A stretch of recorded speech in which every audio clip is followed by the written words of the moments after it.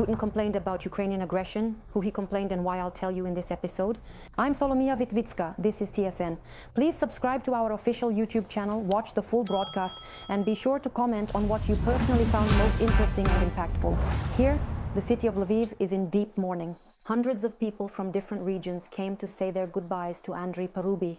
To them, he was a politician who dedicated his entire life to defending Ukraine's independence and its European path. How Lviv bid farewell to its native son, and what friends and even complete strangers have to say about Andriy Parubiy. Watch in the report by Marichka Kuzik. St. George's Cathedral. It was here that the farewell service for Andriy Parubiy began. The continuous stream of people coming to pay their final respects to the esteemed politician does not stop. Among them are his colleagues, close friends, those who knew him personally, and those who simply wished to see him off on his final journey.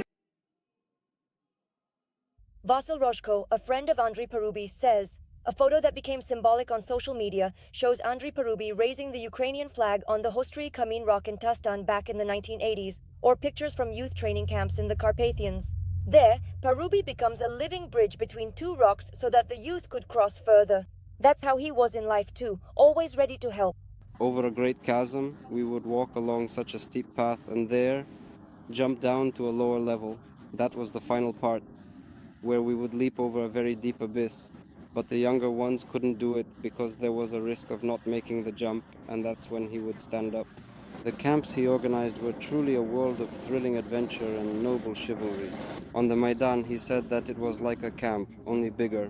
After the memorial service in the cathedral, there was a citywide farewell, Market Square. Hundreds of people gathered here to pay their last respects to Andriy Parubiy. Not only locals, but also people from other regions.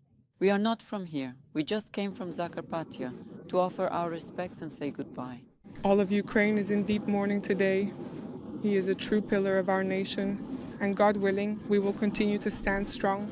This is, when such a truly remarkable person passes away, it is a profound call for us to be even more resilient and to continue his important work. This is old Lviv tradition. The city comes to a standstill to bid farewell to famous people, and fallen soldiers return on their shields. And it is customary for a trumpeter to play the final melody, a symbol of the entire city's farewell.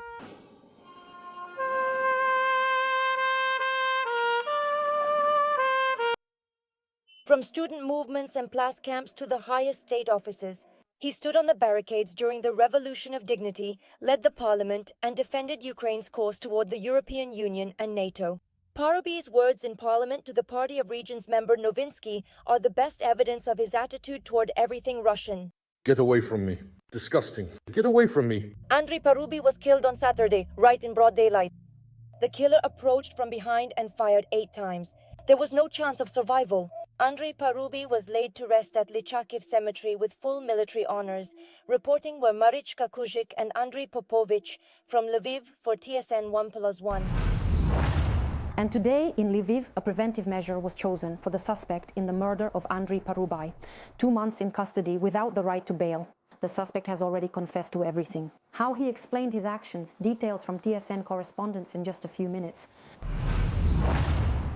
Enemy strike on the Kherson region. In the middle of the day, the Russians shelled Kherson and Zelenivka with artillery. 2 people were hospitalized with shrapnel wounds. In the morning, a drone attacked the village of Udachne. A local resident suffered mine explosive injuries. At night, Kyiv region was under drone attacks. In Bila Tserkva, a fire at a garage cooperative was extinguished in the morning. It broke out during the night enemy attack by Shaheds. Garages and production workshops were burning. During the firefighting, rescuers found the body of a man. Windows were blown out in the surrounding houses and there are injured people. A man was wounded by shelling in Dnipropetrovsk region. Occupiers shelled Nikopol and neighboring communities, a damaged 5-story building, administrative building, and private house. Sumy was also under a nighttime drone attack. A large-scale fire broke out there. Several shops were destroyed as a result of the strikes. There are several injured people who sought local outpatient medical care. Among them is a young child, reported acting Ukrainian Sumy Mayor Artem Kobzar. There were 2 explosions in the city. These were indeed drone strikes, specifically targeting a non-residential building. There's a kindergarten nearby. Look, that's children's clothing over there. So that's how our year is starting. According to preliminary information, some people have been injured by glass and windows have also been shattered. A headquarters will be set up. The village of Udachne in the Pokrovsk direction is once again under Ukrainian control. This was announced by the General Staff. The Assault 425th Regiment, Skelya, has published a video from the liberated village. In the video, you can see our soldiers raising the Ukrainian flag over buildings destroyed by the war. Before that, the defense forces, in direct contact and with the support of strike assets, destroyed all enemy strongholds in Udachne. This is already the second settlement that our soldiers have returned to control in recent days.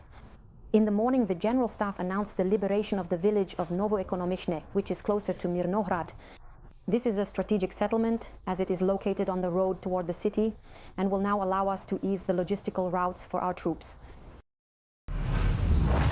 The occupiers are preparing for an offensive in the direction of Pokrovsk and Kostiantynivka. They've concentrated 9 brigades on these sections of the front, which significantly outnumber our forces, according to defenders.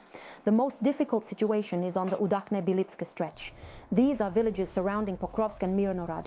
The most intense fighting is taking place there. In the past 24 hours, General Staff reports recorded 46 assaults, highest number along entire front line. Russians carried out 20 assaults in direction bordering Dnipropetrovsk region. They continue attacks toward Kurakove-Vilnyansk highway, maintaining pressure outskirts of Lyman.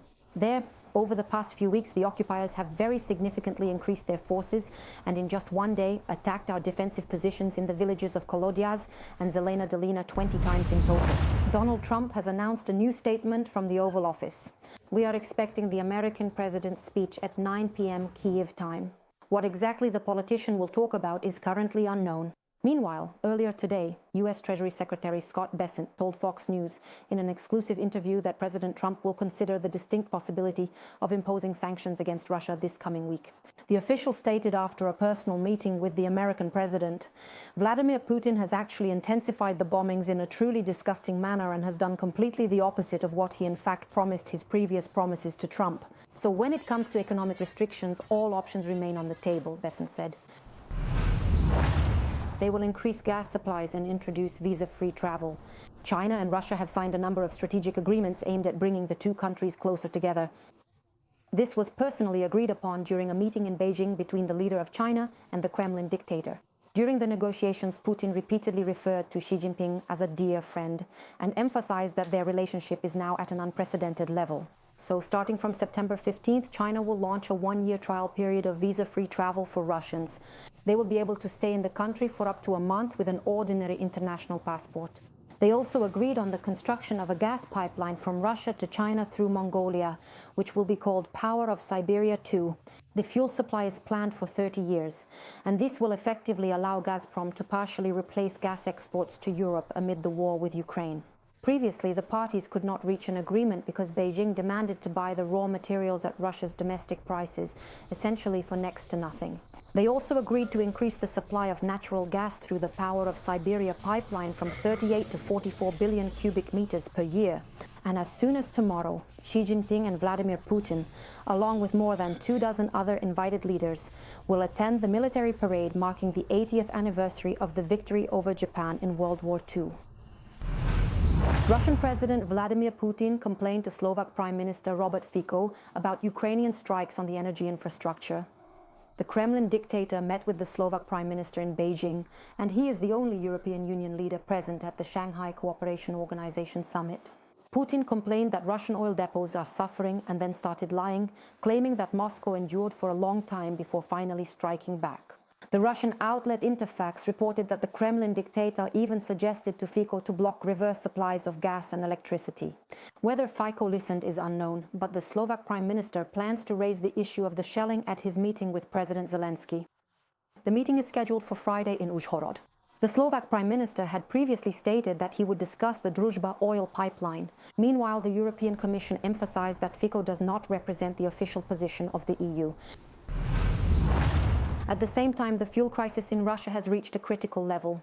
In the occupied territories of the Zaporizhzhia region, gasoline and diesel are virtually unavailable. Occasionally, A95 gasoline appears at a few isolated gas stations, but it is only available with coupons and limited to a maximum of 50 liters per car. This was reported by the Center for National Resistance. At the same time, Melitopol has been added to the so-called blacklist of regions. There, the occupiers have launched an inspection of fuel prices. The main complaint against the so-called regional governor, Belitsky, is the shortage and inflated prices. The commander of Ukraine's unmanned systems forces, Robert Fico, named the precise strikes by the Ukrainian armed forces on Russia's oil refining industry as the cause of the crisis. Will such a lack of fuel speed up the liberation of the occupied territories? Share your thoughts in the comments to this broadcast on YouTube. And don't forget to like and subscribe to the channel. Meanwhile, I will continue with the TSN broadcast.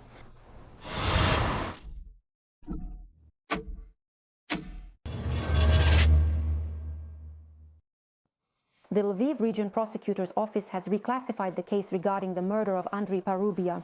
The suspect now faces life imprisonment for an attempt on the life of a member of parliament, committed in connection with his state or public activities. Today, the attacker was given a preventive measure, 2 months in custody without the right to bail.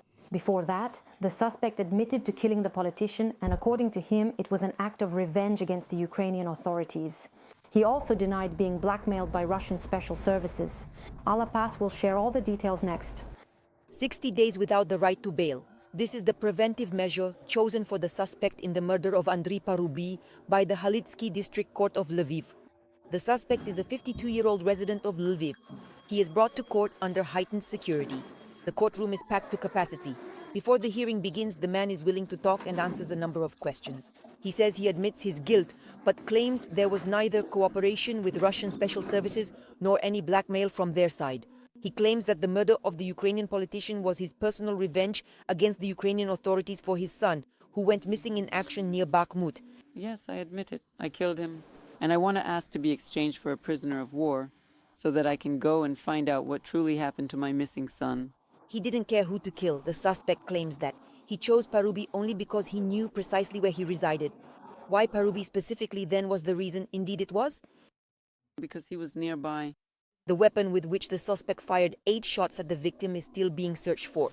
However, involvement in connections with the occupiers is still being investigated, reported Mykola Merik, head of the Lviv Regional Prosecutor's Office.